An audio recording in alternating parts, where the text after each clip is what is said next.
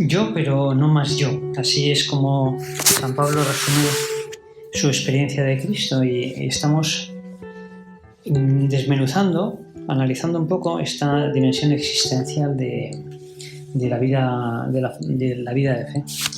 Antes hemos meditado sobre dos de estas manifestaciones, como Cristo, quien tiene experiencia de Cristo, el Señor es el centro de su visión del mundo, su cosmovisión, y cómo el estilo de vida consiste en avanzar por el día buscando hacer la voluntad del Padre. No la buena voluntad propia, sino la voluntad de Dios. Y vamos en esta segunda meditación a echar un vistazo a una tercera característica o manifestación espiritual de esta unión con Cristo, que es un corazón que siente como el Señor. Es característico del hombre no solo el tener razón, o sea, inteligencia, ni solo voluntad, sino también afectos. Es cierto que los animales también tienen sentimientos, pero el mundo afectivo animal no deja de ser instintivo. Los sentimientos del hombre son sustancialmente distintos, están impregnados de espiritualidad.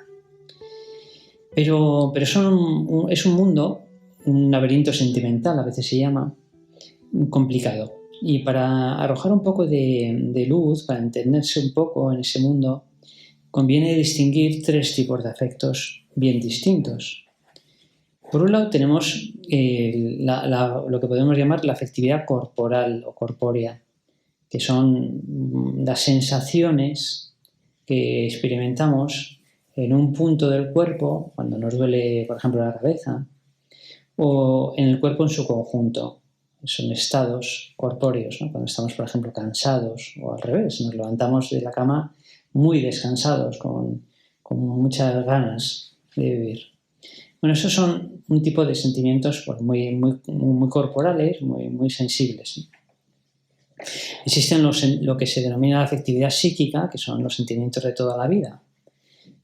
Son las conmociones psicológicas que experimentamos según cómo nos afectan las cosas.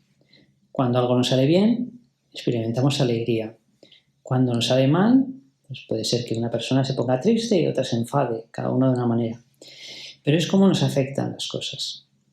Y aquí también se podría distinguir entre sentimientos intensos y cortos, de lo que se denominan pasiones, y otros que en cambio son profundos, estables y suaves, que es lo que a veces se llama el estado afectivo, una persona que es más bien animosa, otra persona que en cambio es más bien introvertida, otra que es más callada, otra más comunicativa. En fin, estos son los sentimientos que tradicionalmente conocemos.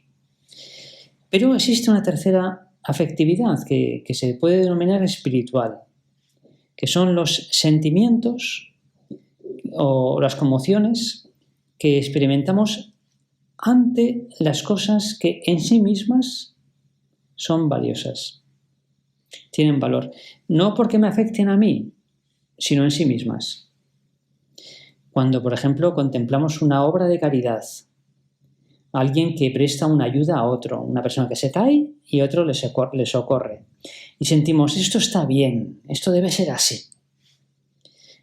O vemos una obra de arte, escuchamos pues, una pieza de música que nos conmueve. Este tipo de sentimientos, y pensamos no solamente porque me recuerda a mí algo, sino que en sí misma es pues, una obra maestra, ¿no?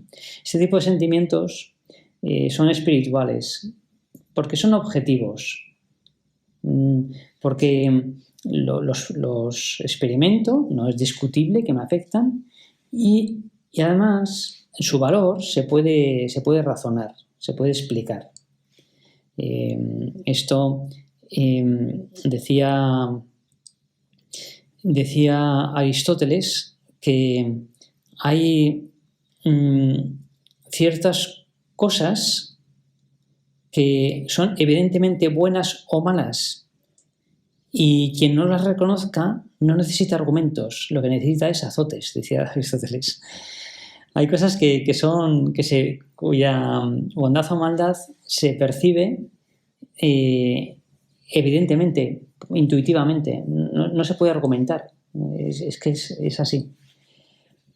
Bien, estos son los sentimientos espirituales.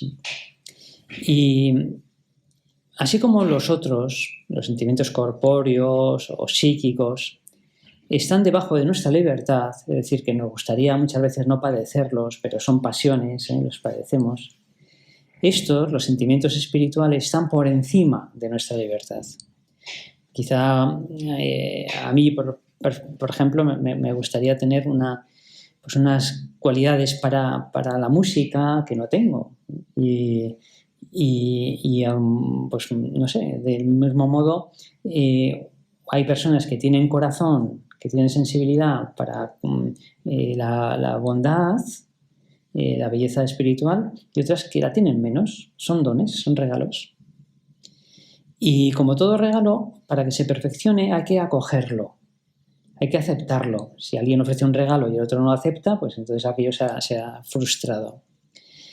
Y así estos regalos, estos sentimientos de cosas valiosas, cada vez que el corazón los percibe, tiene que procurar acogerlos con la inteligencia, con la voluntad, asentarlos, meditarlos, rumiarlos, fortalecerlos, cultivarlos. Y entonces van apareciendo, en ese corazón se van multiplicando esos sentimientos, y ese corazón se va pareciendo cada vez más al corazón de Cristo.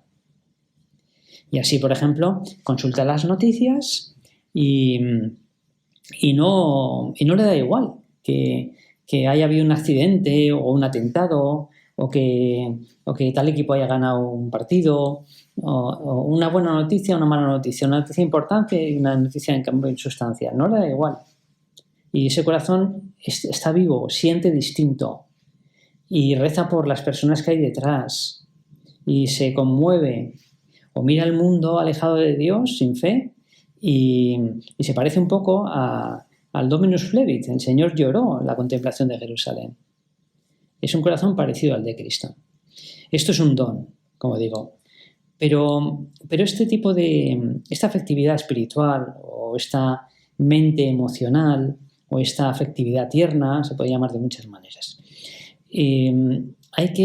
Por nuestra parte, hay que poner las condiciones para recibir ese regalo.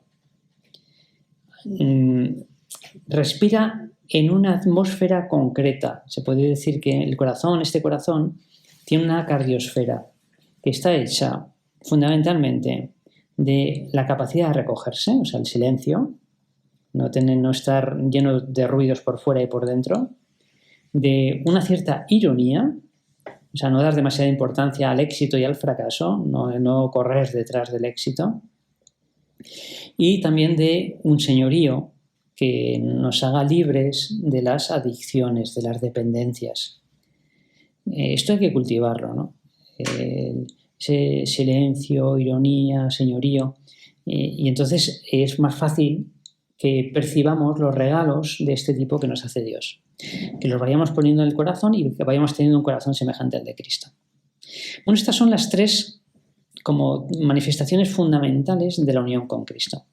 Y entonces podemos darnos cuenta cómo quien vive así puede decir algo semejante a estas expresiones tan conocidas, ¿no?, del Señor. El Padre está siempre conmigo. O sea, es una persona que como tiene en el centro de su vida a Cristo y con Cristo al Padre, pues avanza por el día hablando con Dios constantemente. El Padre está siempre conmigo. O también, mi alimento es hacer la voluntad del que me ha enviado. O sea, no intenta hacer muchas cosas buenas, no, intenta hacer la voluntad de Dios. O también, siento compasión por la muchedumbre, porque andan como ovejas sin pastor.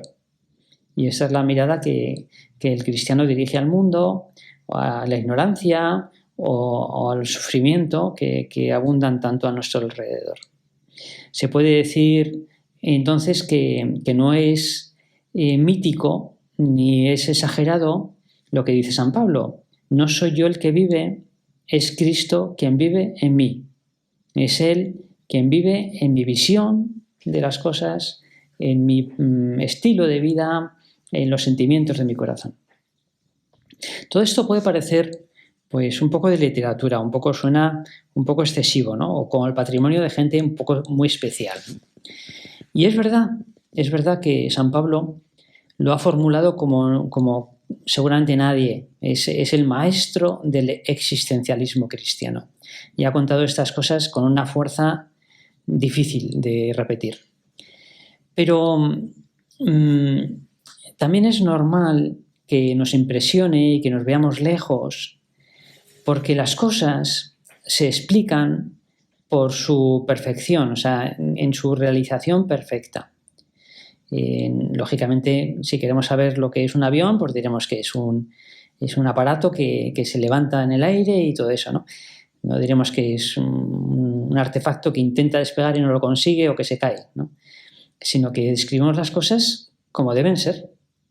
Y este es el objetivo, esta es la meta. Es normal, por otra parte, que no la terminemos de conseguir del todo nunca, porque ese proceso de morir con Cristo al hombre viejo y resucitar con él al nuevo dura toda la vida y estamos en ello. Pero hemos de mirar a dónde nos dirigimos, que es a esto, no a menos. Por otra parte, tampoco es una cosa tan extraordinaria. Nos encontramos constantemente con personas muchas veces sencillas, que no tienen ninguna formación espiritual especial, ni una práctica piadosa intensa, que sin embargo tienen mucho de todo esto. Porque decían los padres de la Iglesia que el alma es naturalmente cristiana. Y cualquier persona que cultive un poquito su espiritualidad, su alma y su fe, un poquito, pues tiene muchas de estas cosas. Tiene mucha intuición de Dios, se refugia mucho en el Señor, o bueno, más o menos, pero mucha gente nos sorprende, ¿no? Basta pensar en cuántos personajes que llevan un estilo de vida alejado y que tienen muy poca formación, sin embargo llevan colgado un crucifijo o invocan a Dios. En fin, que todo esto no es una cosa, un fenómeno tan extraño, ¿no? Es relativamente sencillo. Y sobre todo tenemos que cultivarlo todos los días a base de pedirlo. Porque estos 3 rasgos existenciales se corresponden con las 3 virtudes teologales: la fe, la esperanza y la caridad. Y estas virtudes son infusas, o sea, no se consiguen por repetición de actos, sino pidiéndolas humildemente.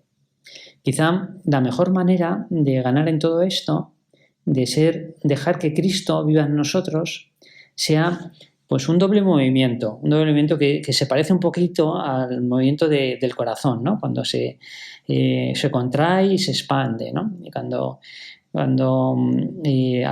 coge sangre y la vuelve a enviar, ¿no? Y ese doble movimiento espiritual consiste en caer en la cuenta de lo poquito que somos, de lo miserables que somos, de lo pequeños que somos, el amar nuestra pequeñez y, por otra parte, admirarnos de la grandeza de Dios, de la bondad de Cristo, contemplar el Evangelio, enamorarnos de Él. Este momento de diástole y sístole es que Él es el grande. Como decía Santa Teresita, a Dios le gusta que ame mi pequeñez y confíe ciegamente en Él. No caer en un moralismo de intentar nosotros ser, no sé, superhombres, ¿no?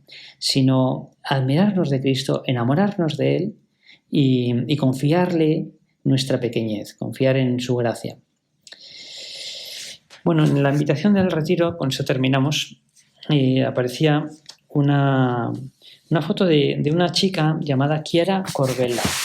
Esta es una joven italiana que se enamoró de un chico llamado Enrico, un poco mayor que ella, y tuvieron un noviazgo largo de 6 años y un poco borrascoso. Rompieron un par de veces, pero en fin, los dos eran personas piadosas y con fe. Y finalmente iban por Asís, les dirigía un religioso, y finalmente se casaron allí mismo. Y muy pronto Chiara se quedó embarazada, pero los médicos diagnosticaron que la niña venía sin cerebro, que iba a morir nada más nacer. Y contrariamente a lo que les aconsejaron los médicos, pues llevaron adelante el embarazo. La niña, a la que llamaron de manera muy significativa María Grazia Letizia, María Gracia Alegría, qué 3 nombres, pues falleció a la media hora. La bautizaron y falleció. Al poco tiempo, Chiara volvió a quedar embarazada, esta vez de un chico. Y una vez más, Davide Giovanni, que es como le llamaron, venía con una enfermedad distinta, pero también mortal. Y se repitió la situación, la escena. Nació, bautizaron, murió al poco tiempo. Y ya no tenía ninguna anomalía. Le hicieron todo tipo de pruebas médicas y no había ningún problema. Y al poco tiempo se volvió a quedar embarazada, esta vez de un chaval llamado Francesco. Y venía fenomenal, perfecto. Pero fue en el transcurso del embarazo cuando a ella la diagnosticaron un cáncer en la lengua. Y como estaba de 6 meses, no quiso el tratamiento hasta que no naciese Francesco. A ese cáncer, de manera significativa, lo llamó el dragón.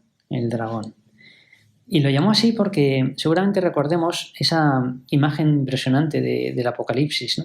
Donde un gran dragón rojo con 7 cabezas y 10 cuernos y una gran cola que arroja sobre la tierra 1/3 de las estrellas.